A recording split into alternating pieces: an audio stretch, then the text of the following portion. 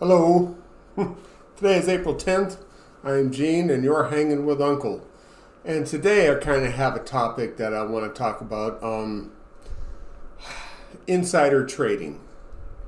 Now, it also, to me, really shines a light on hypocrisy where we need it the least in our lives, and especially in this country. So, let's talk about insider trading today, because with these tariff wars, and watching the economy collapse and the indexes tank, it says a lot about the motives of the people in power that enact legislation. So when I say that, I mean insider trading, because who makes the laws that affect businesses? And that's Congress.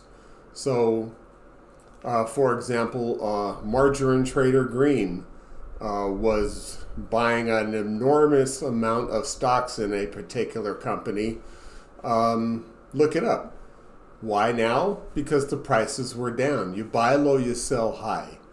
And we all know that yesterday also the Dow jumped over 3,200 points in one day. So where is the accountability, for our elected officials who are supposed to be representing us? But they don't represent us. They represent themselves, and that's a perfect example of why I say they use their congressional offices as ATM machines. All right? Now compare that to the treatment that Martha Stewart got in 2004.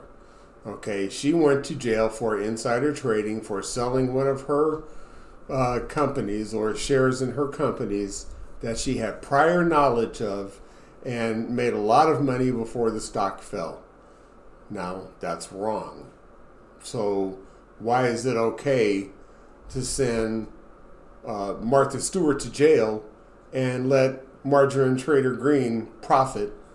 You're doing the same thing, same conduct. Okay, Martha knew that her stocks were going to drop, so she ditched them while at a high price. And if you ever watch Boardwalk Empire in the last season, it's during Prohibition when the market is crashing, the big stock market crash, right?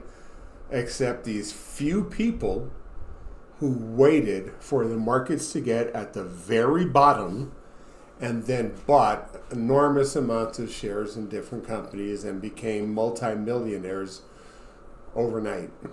That's how the Kennedys made their money in bootlegging. But here's another one, right? So I think this analogy might even be a little better if you don't think of money and insider trading, but think of baseball. So Pete Rose, the all-time hit getter in Major League history, is banned from the Hall of Fame because he bet on baseball while he was manager of the Cincinnati Reds. Now, did he have an outcome in those games? Was he trying to make his team lose or put money in his pocket? It's not the point. The point is he tainted the game and forever has been banished. But if we're going to let sitting members of Congress enact laws that are going to affect certain areas of the economy, whether they are the ones that are imposing tariffs or not, and then making profits off of those decisions and legislations that they pass. What's the difference? Why do sitting members of Congress get away with that behavior, but regular citizens like you and me can't? So I think, again, there's an election next year. There will be a candidate who, among everything else, supports legislation that bans members of Congress from trading stocks. And to me, I think it's fair. It's no different than Pete Rose betting on baseball while he was the manager, having an outcome of a game. There's no difference. So put Pete Rose in the Hall of Fame or ban members of Congress from trading stock.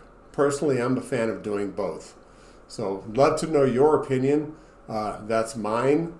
Remember, please subscribe to the channel and hit that like button. Help us get the word out that we are back in action out here. And